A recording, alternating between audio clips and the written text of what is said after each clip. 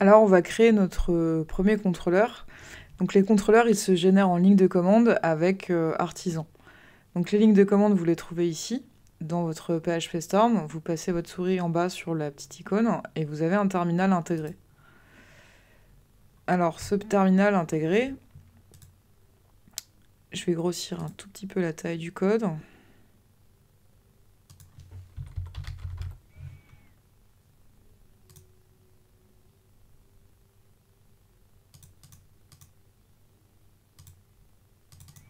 Je vais le mettre en 18. Alors, on va le réouvrir. Voilà. Alors, la ligne de commande, c'est PHP Artisan, make, contrôleur, et le nom du contrôleur que vous souhaitez faire. Alors moi, les contrôleurs, je vais les classer dans un dossier. Vous voyez, ils ont créé un dossier hôte pour tout ce qui concerne l'utilisateur. Moi, je vais faire un dossier shop pour tout ce qui concerne la partie boutique de mon application. Donc ce sera shop, anti-slash, et à l'intérieur, on va créer un contrôleur que je vais appeler main controller, le contrôleur principal. Donc j'obtiens un dossier.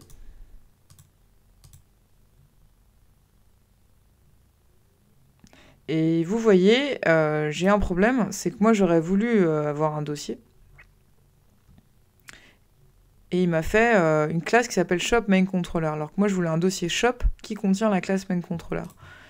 Donc si vous êtes trompé comme moi, vous pouvez supprimer le dossier, le fichier, et relancer la commande. Et en fait, vous voyez, c'est le slash ici, il ne fallait pas un anti-slash mais un slash. Et là c'est bon. Vous avez votre dossier qui contient la classe.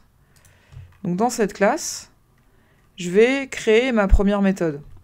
Méthode qui va être consacrée à l'affichage de la page d'accueil. Donc public, fonction, et je vais l'appeler index. Donc je nomme la méthode comme je veux. Et cette fonction, elle va me retourner une vue. Alors pour l'instant, je vais lui placer le fichier home qui est là.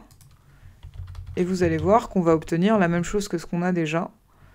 C'est-à-dire que je vais configurer mon fichier de vue ici pour qu'il n'appelle pas directement la vue là, mais mon contrôleur et à l'intérieur la méthode index. Donc ça, je vais enlever la fonction anonyme et je vais lui donner le chemin vers mon contrôleur. Shop, main controller, @index. Et donc si vous actualisez, vous devez arriver sur la même chose. Alors pour vous prouver que c'est bien le contrôleur qui est appelé, donc la méthode qui est là. Donc vous voyez là, la décomposition elle se fait comme ça. C'est lorsque tu appelles la vue, la page d'accueil, tu vas aller dans le dossier shop de app http et tu vas trouver une classe qui s'appelle main_controller qui contient une méthode index et c'est cette méthode index que tu vas exécuter. Donc la méthode index, elle appelle la vue home qui est là. Alors si vous voulez tester, vous pouvez faire un echo test comme ça, commentez ça et vous verrez que c'est bien cette méthode qui s'exécute. Ok. Alors ce que je veux moi, c'est que cette méthode index, elle s'occupe d'afficher uniquement la partie dynamique, c'est-à-dire les 9 produits. Alors ce que je vais faire, c'est que je vais récupérer la div que j'ai mise de côté, que j'ai repliée là. Je vais la prendre, comme ça, donc vous pouvez la couper-coller directement. Et vous allez vous positionner dans votre dossier Views ici. Et on va créer un dossier qui va contenir toutes les vues consacrées au contrôleur situé dans le dossier Shop ici. Donc je vais en créer une première qui va s'appeler index, comme ma méthode là. Donc je crée dans Views un dossier que j'appelle Shop.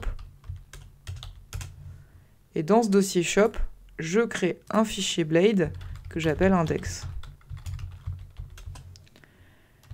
Voilà. Et à l'intérieur, vous allez coller le code concernant uniquement, vous voyez, la div qui contient les 9 produits. Alors maintenant, je vais faire la liaison entre le fichier home qui est ici. Donc là, vous voyez, en fait, il va falloir que la petite vue index vienne s'insérer ici. C'est-à-dire que je veux l'envoyer là. Alors pour ça, Laravel prévoit un système d'héritage, en fait, entre les fichiers de vue. C'est-à-dire que ça va être mon gabarit parent, et ça va être le gabarit enfant. Et le gabarit enfant, je vais donc me positionner dedans. Et la première ligne, ça va être de faire un héritage. Donc c'est la fonction @extends. Donc vous voyez, dans Blade, la syntaxe est un petit peu particulière pour lancer des...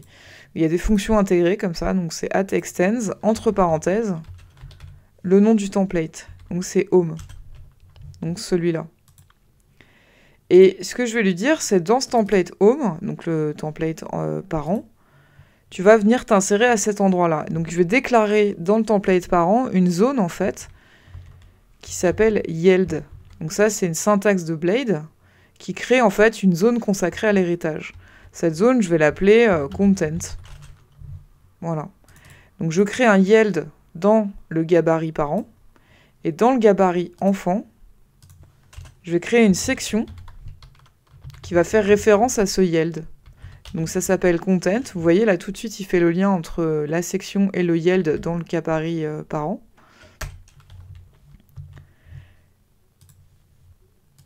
Et ici, je vais fermer ma section. Donc on va indenter correctement. Donc là, pour l'instant, j'ai ma div qui contient tous les produits. Pour vous montrer ce que ça fait, parce que sinon on va pas vraiment voir la différence, je vais marquer salut, c'est la section content. Et dans le home ici, je vais laisser ça comme ça pour l'instant. Donc c'est que j'actualise ma page. Et ben, alors qu'est-ce qui manque? Alors est-ce que c'est pas en code source? Et ce serait masqué. Oui, je sais pourquoi. Donc là, j'ai préparé en fait le gabarit. Et le main controller, lui, il appelle toujours en fait, voilà, le template home. Donc au lieu de lui faire appeler le template home, donc c'est-à-dire le fichier parent, je vais le faire appeler le fichier enfant, qui lui hérite du parent et vient s'insérer en fait dans le yield là.